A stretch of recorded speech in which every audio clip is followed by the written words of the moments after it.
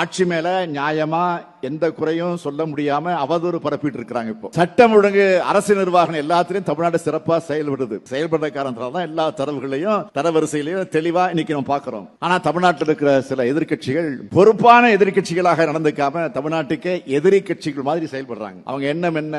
தமிழ்நாட்டுக்கும் தமிழ்நாட்டு மக்களுக்கும் துரோகம் இழைக்கக்கூடிய கூட்டத்தோடு உறவாடி தமிழ்நாட்டை அடகு வைக்கணும். இதுதான் அந்த சந்தர்ப்பவாதிகளோட ஒரே எண்ணமா இருக்கு. திமுகவை பொறுத்த வரைக்கும் நீட் தேர்வை எதிர்க்கிறதா இருந்தாலும், மும்மொழி திட்டத்தை நிராகரிக்கிறதா இருந்தாலும், வக்திருத்த சட்டத்தை எதிர்க்கிறதா இருந்தாலும், தொகுதி மறுசீரமைப்புக்கு எதிராக பாதிப்படையக்கூடிய மாநிலங்களை ஒன்று திரட்டுறதா இருந்தாலும், நாம தான் இந்திய அளவில் வலுவா ஓங்கி குரல் கொடுத்துட்டு இருக்கிறோம். மாநில உரிமையுடைய அகில இந்திய முகமா திமுக தான் இருக்கு.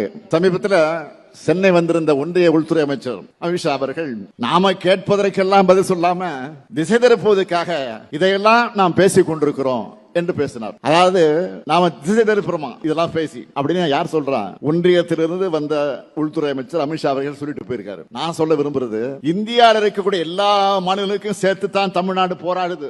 மாநில உரிமையை கேட்கிறது தப்பா?